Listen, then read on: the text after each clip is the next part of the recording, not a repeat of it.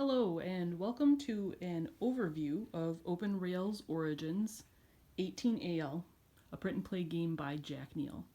In this first video, I'll be discussing the components of the game, and in the following videos, I'll go through several rounds of play until the end, at which point I'll do a scoring video. So, this is the intro video. I'm going to talk about the pieces. On this side, we have the board, and there are several key components to help you keep track of things during the game.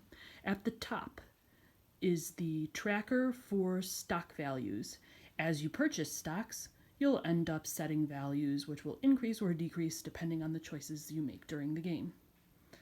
On the left-hand side of the board, you have train trackers. In order to earn money, you'll need to purchase trains, and there are varying costs depending on where you stand in the game. I have a little engineer that I use to track the different phases of the game. There are 6 different rounds broken up into several different parts. Sometimes you'll have the option to buy stocks, and then at other points in the game you'll have the option to build up tracks, stations, and upgrades. The bulk of the board itself is comprised of the map.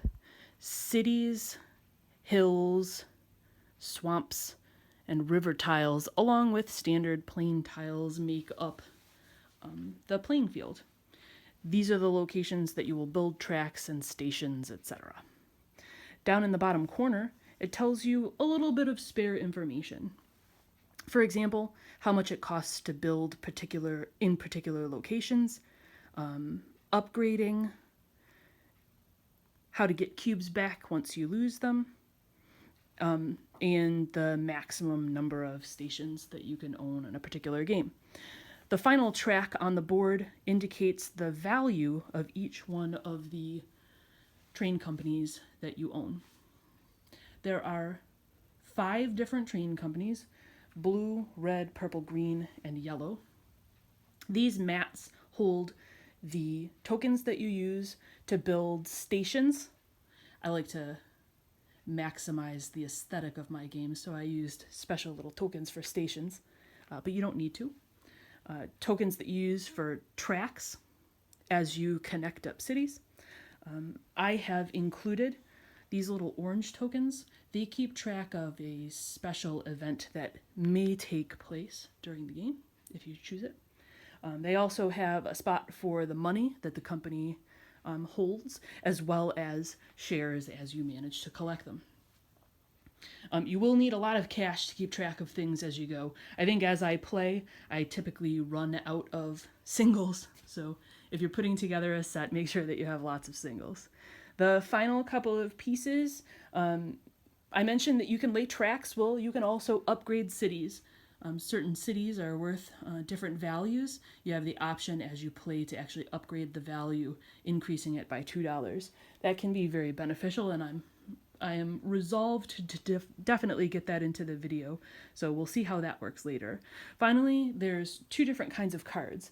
The first, I'll be playing solo, so I'm going to be flipping 2 and choosing 1, but essentially they give you little bonuses as you're playing through the game.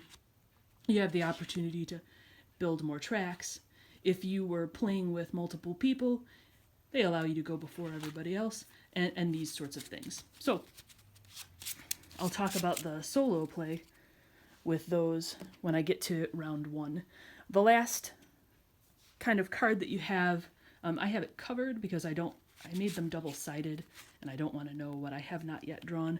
So these are the shares that you'll buy, and they give you the power to collect money and eventually build up your stations.